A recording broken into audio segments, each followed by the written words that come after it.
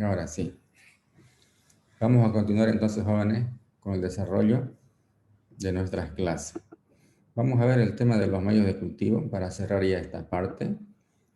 Y vamos a decir lo siguiente. Se llama medio de cultivo a los medios artificiales preparados en laboratorio, ¿no? Esto ya lo habíamos señalado, lo habíamos explicado.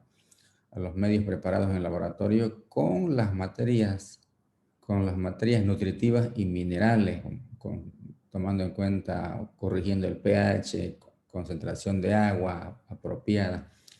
¿Para qué? Todo eso para posibilitar el crecimiento de los microorganismos en óptimas condiciones. O sea, le damos todas las condiciones que ellos necesitan y se promueve su desarrollo o su crecimiento. Entonces, las diferentes especies o tipos de microorganismos tienen requerimientos nutricionales particulares y diferentes también. Algunas especies son exigentes, otras no son exigentes, ¿no? Y los factores como temperatura óptima de cultivo, pH del medio y suplemento de oxígeno también varía de acuerdo a la especie y al tipo de microorganismo. Entonces hay que tomar muy en cuenta esas particularidades. Y existen diferentes medios de crecimiento, ¿no? De hecho, esa explicación. Diferentes medios de crecimiento existen. Si se trata de promover el desarrollo o crecimiento de bacterias, tendremos un medio. Por ejemplo,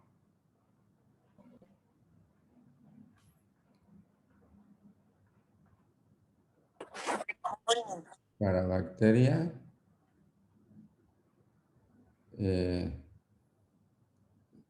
tenemos un medio, medios particulares o específicos o propios, dependiendo de la especie. Para mohos,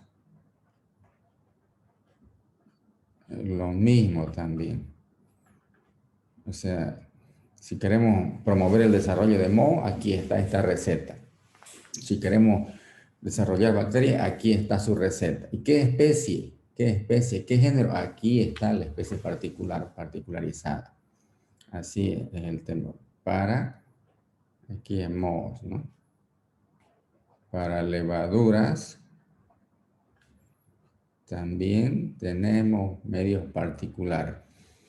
De todas formas, ya sabemos cuál es el grupo de microorganismos que más rápido se desarrolla y cuáles son los más lentos, ¿no es cierto? Estos son los más rápidos, estos son los más lentos, estos están en un estado intermedio. Entonces, de ahí que se conocen medios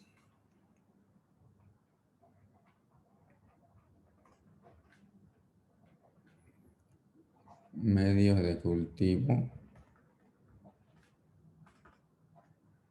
básicos,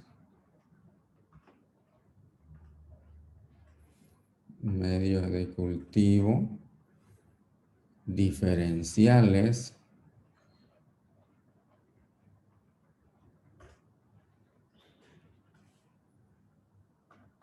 están también los medios de cultivo selectivos,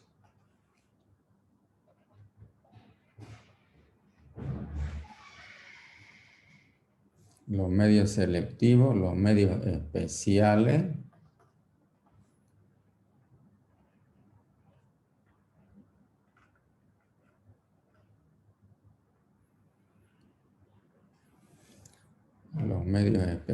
y los medios sintéticos.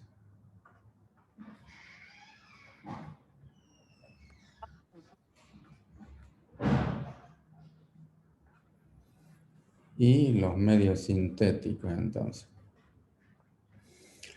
Básico debemos entender como un medio que promueve el crecimiento de muchos grupos, como un común denominador, algo común, podemos decir. Así debemos entenderlo, básico.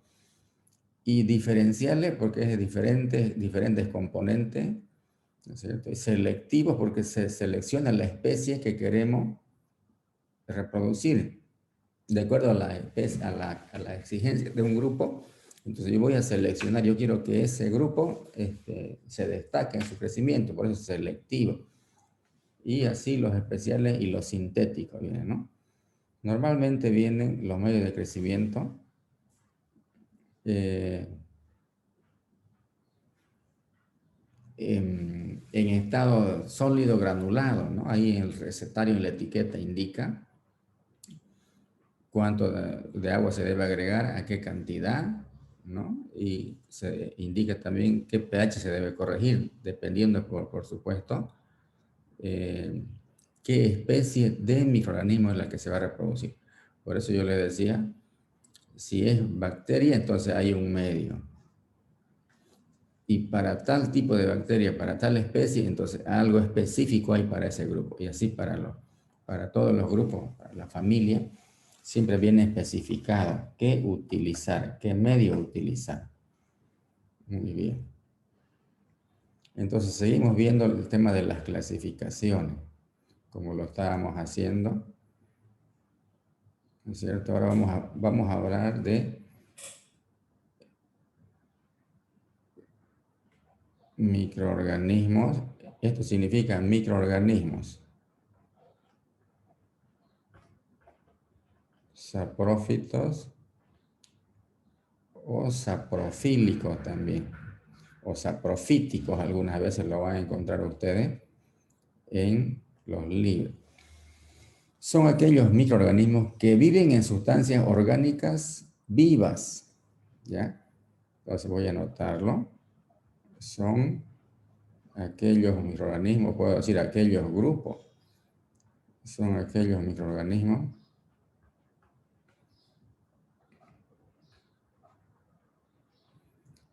que viven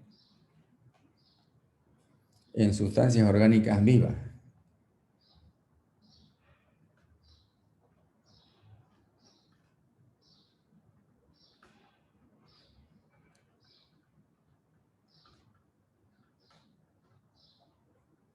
En sustancias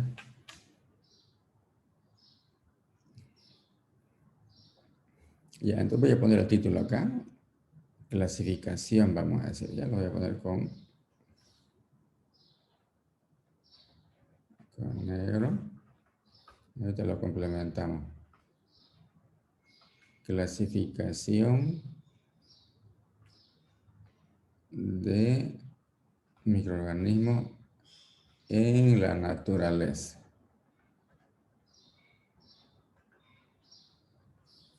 Los saprófitos, entonces, es un grupo y tenemos por otro grupo a los parásitos. Ahorita complementamos. Tenemos a los parásitos.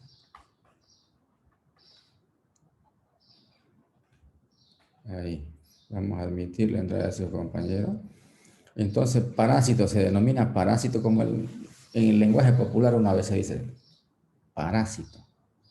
Y bueno, aquí se reproduce, aquí se origina. ¿Qué es un parásito? Son aquellos microorganismos. Lo quise hacer junto con este para ir comparándolo. Son aquellos microorganismos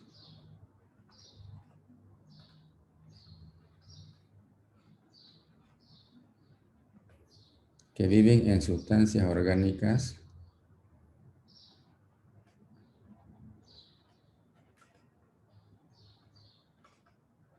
Fíjense los parásitos cómo se definen. Viven en sustancias orgánicas vivas, ya sean animales, pueden poner en tejidos, animales o vegetales. Entonces los parásitos, hay muchas especies que tienen parásitos en su cuerpo, ¿no? Nosotros tenemos parásitos, los vegetales tienen parásitos y otras especies también tienen parásitos. De ahí el denominativo hay que desparasitar, ¿no es cierto? Entonces estos parásitos viven en sustancias orgánicas o en organismos vivos.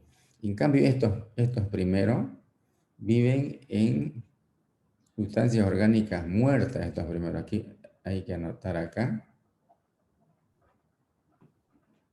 muerta. Entonces aquí podemos poner a expensas de un cuerpo. A expensas de un cuerpo en descomposición o muerto, digamos, ¿no? Entonces, los saprófitos, aquellos microorganismos que viven sobre sustancias orgánicas muertas, los saprófitos. O sea, muere un animal y ahí hay desarrollo de bacterias.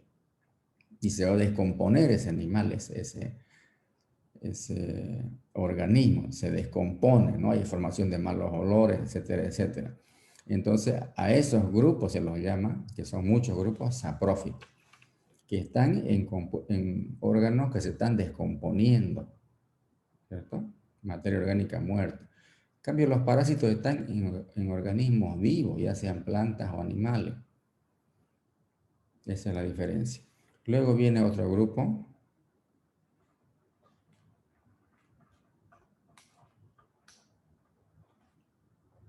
Vean ustedes los patógenos. ¿A qué se llama patógeno? Son microorganismos que viven a expensas de un organismo vivo, causándole molestias y daño. El poder patógeno puede ser definido como la interacción entre el microorganismo y el organismo afectado, con daño en este último, llamado huésped. O sea, el microorganismo causa daño a un huésped, a otro organismo donde vive, donde se desarrolla. El poder patógeno es relativo y depende de factores de parte del huésped y de parte del microorganismo. O sea, nosotros como personas podemos tener una enfermedad que nos causa, por ejemplo, un grupo de bacterias patógenas. Causa daño a la salud, quiere decir, bacteria patógena. Entonces nosotros somos el huésped, ¿no? Y la bacteria nos causa daño, viene a ser el patógeno. Entonces, voy a resumir acá y voy a poner aquellos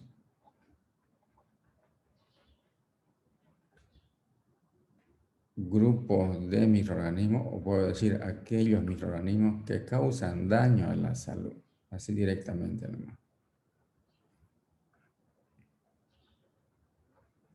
Que causan daño a la salud. Y cuando decimos la salud, podemos interpretar la salud de las personas, ¿ya? Pero miren ustedes cómo cuando se habla de patógenos, yo puedo decir patógenos simplemente, entonces, que afectan a la salud de las personas. Así lo puedo entender. Lo primero que uno interpreta es eso. Pero puedo escuchar yo patógenos vegetales, por ejemplo. Entonces ya yo sé que estos grupos afectan a las plantas, afectan a los vegetales. ¿Por qué? Porque ya se está especificando ya. Y miren ustedes cómo puede ser patógenos. De repente no es de interés para nosotros estos dos últimos, pero para diferenciar. Patógeno de raíces. Entonces también es este tema de acá, ¿no? Pero si simplemente nosotros en nuestro lenguaje técnico escuchamos patógeno, entonces así lo podemos interpretar a la salud nuestra de las personas. Pero si ya se especifica, entonces son temas que también se pueden dar, ¿no? Y hay otro grupo, entonces, como por ejemplo los comensales. Fíjense, estamos viendo Un grupo los saprófitos, uno. Segundo grupo los parásitos, tercer grupo los patógenos y los comensales. Entonces los comensales son microorganismos no nocivos. Son microorganismos no nocivos. ¿Qué significa? Que no son de riesgo para la salud, son no nocivos, que viven en el organismo humano. Esa es su naturaleza, que viven y en diferentes organismos, así lo voy a poner yo. En otras especies también viven. Diferentes organismos. Están en nosotros en nuestro organismo tenemos microorganismos. Hay bacterias que cumplen una función vital muy importante. Muy importante. Bueno, ya los que saben medicina saben mejor que nosotros, manejan ese tema, ¿no? De los intestinos y una serie de explicaciones que deben estar ahí y tienen que estar ahí. Cumplen una función vital fundamental. Entonces los comensales son microorganismos no nocivos que viven en organismos humanos también y organismos animales en sus cavidades naturales. ¿Ya?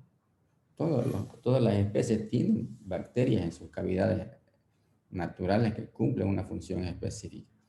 Entonces, en cuanto a esa clasificación, ahí tenemos esos 4 grandes grupos que son muy, pero muy importantes. Muy importante. Aquí surge un término que hay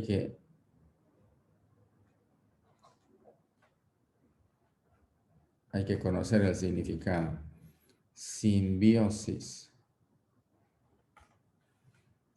Simbiosis.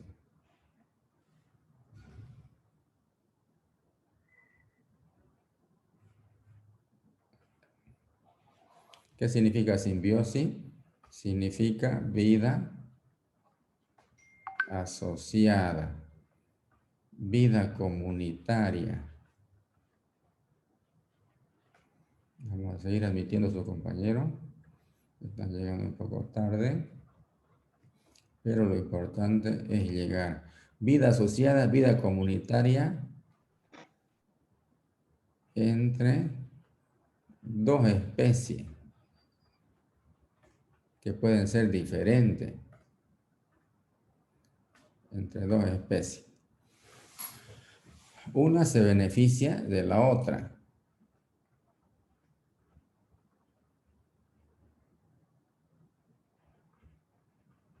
Una se beneficia de la otra.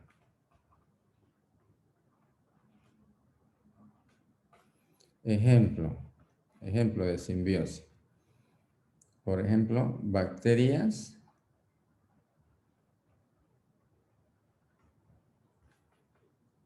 y algas.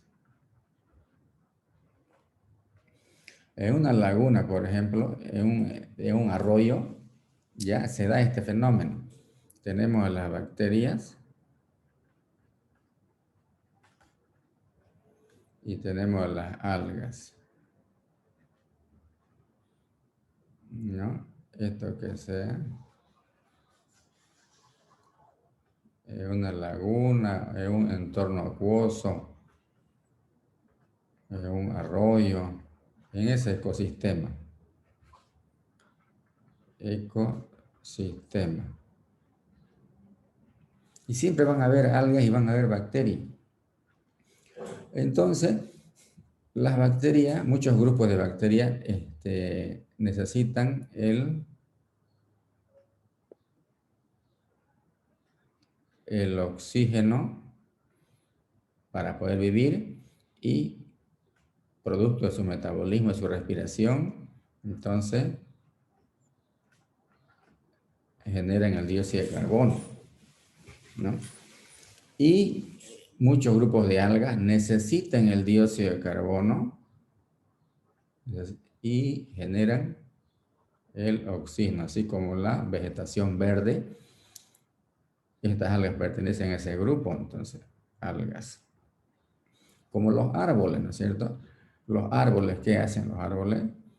El dióxido de carbono lo asimilan y generan oxígeno, ¿cierto? Y nosotros las personas y otras especies, ese oxígeno lo necesitamos, ingresa al organismo, respiramos y ¿qué exhalamos? Vapor de agua y dióxido de carbono. Entonces aquí tenemos un ejemplo de simbiosis entre bacterias y algas. Bacterias y algas. ¿Dónde se da esto? Es un ecosistema que puede ser una laguna, puede ser un arroyo, puede ser un río. Siempre vamos a encontrar algas. Y se ven a simple vista, incluso en las algas, en los entornos acuosos. Y hay también otros organismos como las bacterias y otras especies también van a encontrar ahí con vida. Como estamos viendo simbiosis, bueno, se da este fenómeno, ¿no? Bacterias y algas. Miren cómo las bacterias necesitan este oxígeno y es producido por las algas ese oxígeno. Ahí en ese entorno, no se olviden, estamos hablando de ese entorno. Que también se produce oxígeno en el entorno donde vivimos nosotros, pero ya son los árboles y también las algas, ¿no? En los océanos, grandes cantidades de oxígeno se generan y se van a la atmósfera y bueno, ahí está a disposición nuestra y para otras actividades también. Entonces, hay una simbiosis entre bacterias y algas, decimos, ¿no? Las algas asimilan ese oxígeno y exhalan o generan el dióxido de carbono. Y estas algas lo necesitan, ese dióxido, para vivir, desarrollarse, y producto de esa actividad se genera el oxígeno y así da vuelta. Eso es simbiosis, vida asociada, vida comunitaria, ¿cierto? Se da el fenómeno, a veces le llaman mutualismo, ya hay que tomar en cuenta, o mutualidad también, de mutual viene, mutualismo, es lo mismo que decir vida asociada, vida comunitaria, ayuda colectiva entre esos dos grupos. Eso es entonces simbiosis, hay que tomar muy en cuenta, ya hemos aprendido, ¿no? Y también se da en otras especies, entre los hongos y líquenes y otras más, otros casos. El ejemplo más sencillo yo les he dado. Muy bien. Otras definiciones importantes. Miren ustedes. Definiciones importantes. Fisiología, por ejemplo. ¿A qué se llama fisiología? Es el funcionamiento de la célula. Aquí lo voy a anotar. Otro color.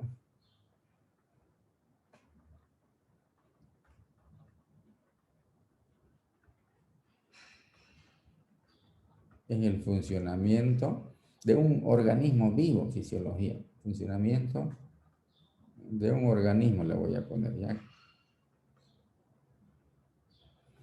Fisiología, funcionamiento de la célula o de un organismo. Se utiliza generalmente la palabra metabolismo.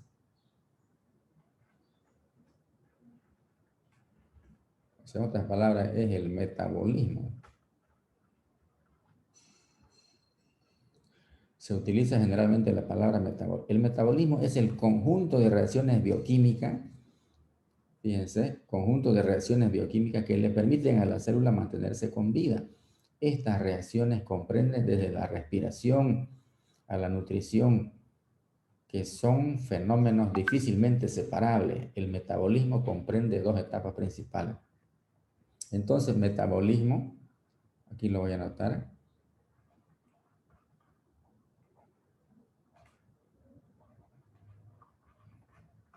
La fisiología equivalente a decir al metabolismo. ¿Y qué es el metabolismo? Conjunto, decíamos, y lo voy a escribir, conjunto de reacciones bioquímicas.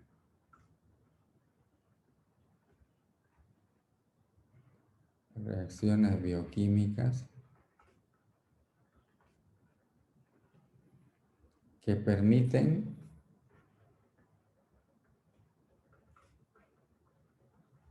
mantenerse con vida a un organismo. En este caso, Estamos hablando de una célula, por ejemplo. Es un organismo, una célula. Entonces, el metabolismo comprende dos etapas.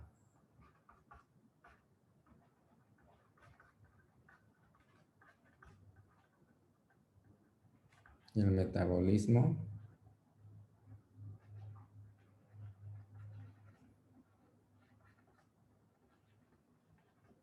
comprende dos etapas, ¿no es cierto? Una es el anabolismo. Anabolismo. ¿Qué es el anabolismo? Es la etapa de asimilación, ¿ya?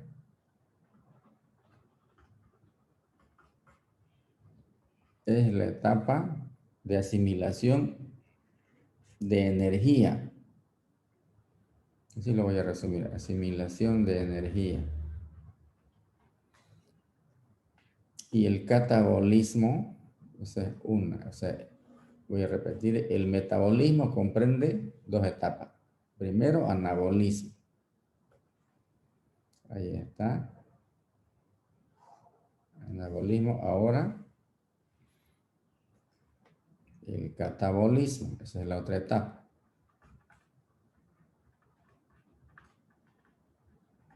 El catabolismo. Lo voy a encerrar con rojo también. Catabolismo. Este es O. El catabolismo es un fenómeno que destruye o degrada la materia liberando cierta cantidad de energía. Aquí es asimilación de energía, aquí es liberación de energía.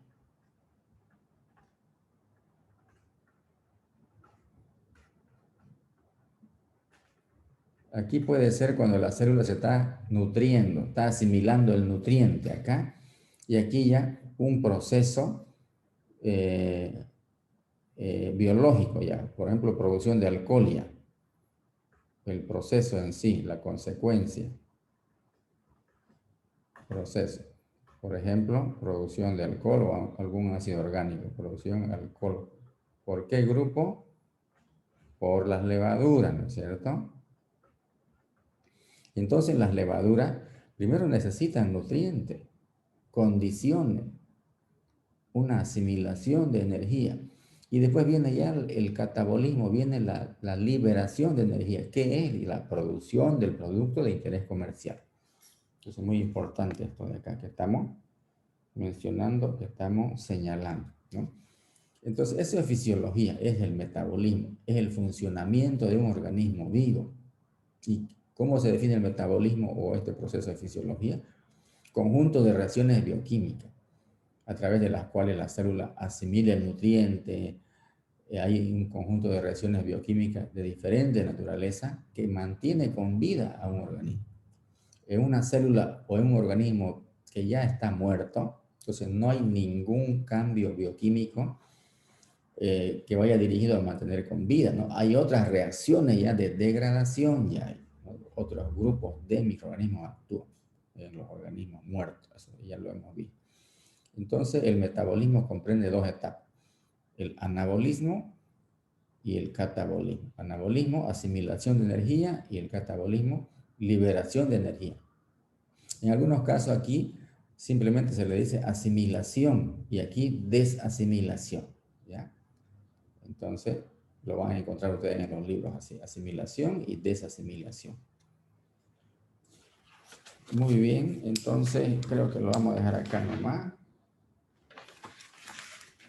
Sí, toca ver el requerimiento de pH y requerimiento de humedad. Vamos a continuar el lunes, joven. ¿Alguna consulta, alguna pregunta?